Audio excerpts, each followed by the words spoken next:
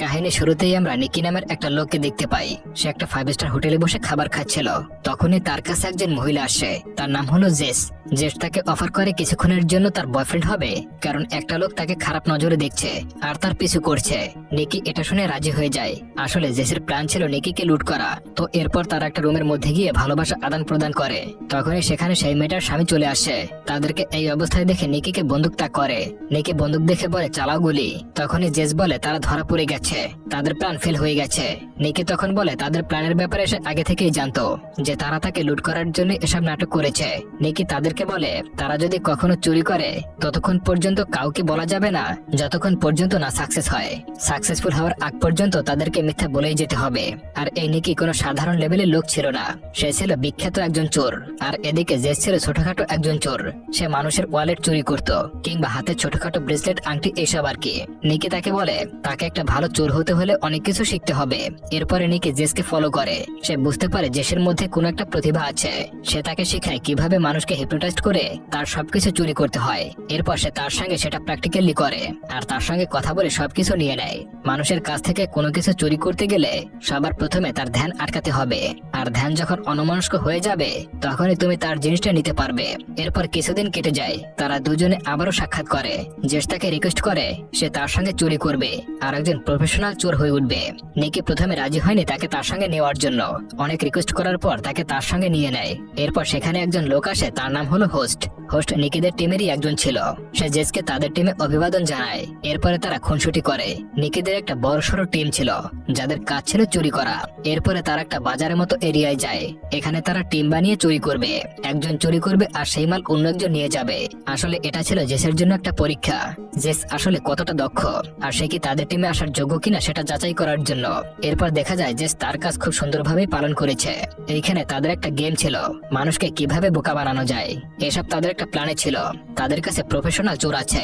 তো পরে সিনে দেখা যায় নিকি জোরে জোরে চিল্লাতে থাকে জেসের উপরে। আসলে এটাও তাদের চুরির একটা প্ল্যান ছিল। আর এই প্ল্যান জেস জানতোই না।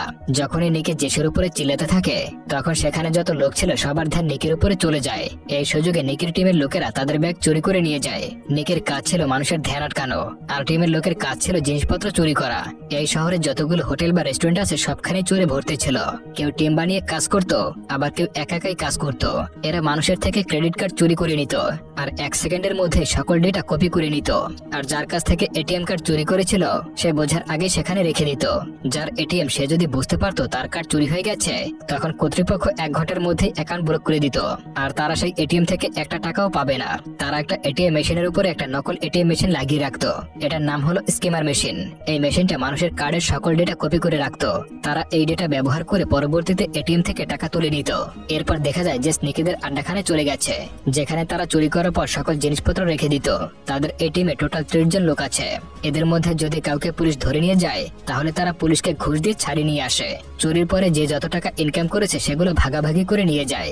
সেখানে একটা হার জেসের খুবই পছন্দ হয়। নিকি তখন বলে চুরির কোনো জিনিসপত্র তাদের কাছে রাখা যাবে না। যদি কোনো জিনিস তাদের কাছে রাখা হয় তাহলে তারা ফেসে যাবে। ধীরে ধীরে তারা দুজনেই দুজনকে পছন্দ করতে শুরু করে। এর পরে সিনে দেখা যায় ফরহাদ আর জেস এক জায়গায় বসে চুরির প্ল্যান করতেছিল। তখন ফরহাদ হার্ট অ্যাটাকের নাটক করে। এটা ছিল তাদের একটা চাল, মানুষের ধ্যান আটকানোর জন্য। ফরহাদ যখন অ্যাক্টিং করে তখন জেস চিল্লিয়ে মানুষের সাহায্য চাইতে থাকে।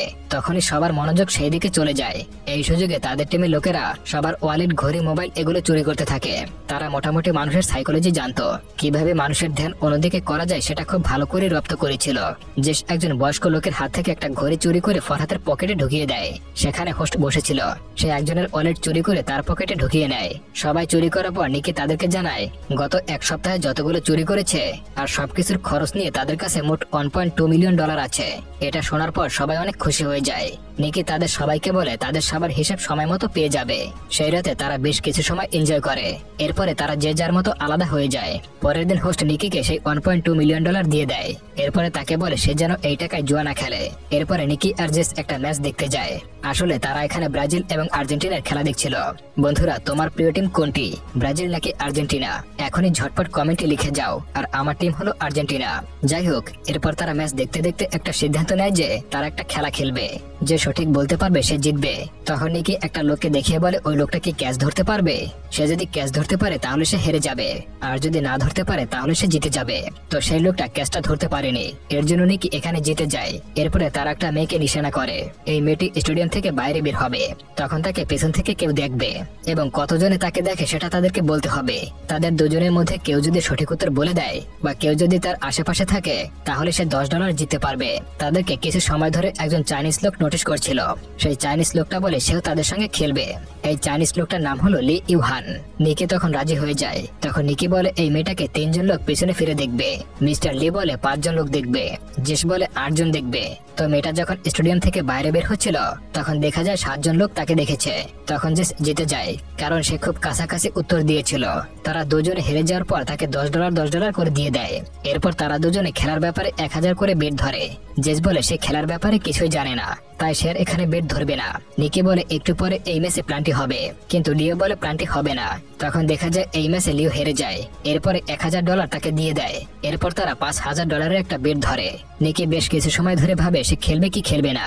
এরপরে সে খেলার জন্য রাজি হয়ে যায়, কারণ সে তো অলরেডি $1000 জিতে নিয়েছে। মানুষের লোভ মানুষকে বরবাদ করে দেয়। এরপর সেই লোকটা বলে প্লেয়ার বল ধরে দৌড়াবে কিন্তু বলটা ছুঁড়ে মারবে না। আর সেটাই হয়, প্লেয়ার বল ধরে দৌড়ায় কিন্তু ছুঁড়ে মারে না। এরপরে নিকি $5000 হেরে যায়। এরপর নিকি সেখান থেকে উঠে যাচ্ছিল।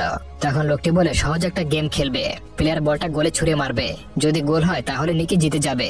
কিন্তু দেখা যায় এবারও নিকি জিততে পারে না, আর $10,000 হেরে যায়। নিকিকে যতই হারা হয় ততই সে রেগে যায়। এবার সে $50,000 বেট ধরে। সে বলে প্লেয়ার বল ধরে দৌড়াবে না কিন্তু কিক মারবে। দেখা যায় সে এবারও হেরে যায়। প্লেয়ারটা বল ধরে দৌড়ায় কিন্তু কিক মারে না। জেস তাকে বোঝায় যে জুয়ার খেলো না, এখান থেকে পালিয়ে যায়। কিন্তু নিকি তার কোনো কথাই শোনে না। সে রেগে $1,00,000 বেট ধরে। আর নিকি বলে প্লেয়ারটা ক্যাচ ধরবে না, ক্যাচ ছেড়ে দেবে।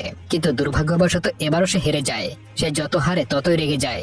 ধীরে ধীরে সে বেট বাড়াতেই থাকে। সে যে টাকাগুলো দিয়ে বাজি ধরেছিল সেগুলো তার একার টাকা না, টিমের সবার। সে যদি এরকমের ভাবে সব টাকা হেরে যায় তাহলে তার টিমকে কিভাবে টাকা দেবে। এই কারণে জেস তাকে বোঝানোর অনেক চেষ্টা করে আর এখান থেকে পালিয়ে যেতে বলে, কিন্তু সে জেসের কোনো কথাই শোনে না। সে তার রাগ কন্ট্রোল করতে না পেরে আবারও বেট ধরতে শুরু করে। এরপর সে $1 মিলিয়ন বেট করে। যার তাসের নম্বর যত বেশি হবে সে এই বেটে জিতে যাবে। কিন্তু দুর্ভাগ্যবশত এবারও সে হেরে যায়, তার তাসের নম্বর কম আসে। নিকি এবার কি করবে কিছুই বুঝতে পারে না। তার কাছে যত টাকা ছিল সব হেরে যায়। এরপর সে আবারও রেগে যায় আর আরো $2 মিলিয়ন বেট ধরে। শর্ত হচ্ছে মাঠে যত প্লেয়ার আছে তাদের মধ্য থেকে একজনের জার্সি নম্বর লিও মনে রাখবে। এরপর সেই নম্বরটা নিকি নিজে বলে দেবে। খেলাটা আরো মজাদার করার জন্য বলে নিকি নিজে এই নম্বরটা বলবে না, নম্বরটা বলবে জেস। লিও এটা শুনে ভাবে সে খুব সহজেই এটা জিততে পারবে। তো দূরবীন দিয়ে মাঠের মধ্যে থাকা একজন প্লেয়ারকে চুজ করে আর নিকি জেসকে বলে তার মনের মধ্যে যেই নম্বরটা আসবে সে যেন সেই নম্বরটাই তাকে বলে দেয়।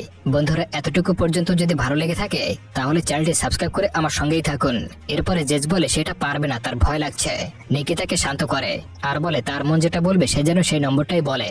এরপরে জেস মাঠের মধ্যে থাকা একজন প্লেয়ারকে চুজ করে। এরপর সে 55 নম্বরটা বলে। সে যখন এই নম্বরটা বলে তখন লিও বলে সে ঠিকই বলেছে, তারা এই বেটটা জিতে গেছে। তারা দুজনে $4 মিলিয়ন জিতে নেয়।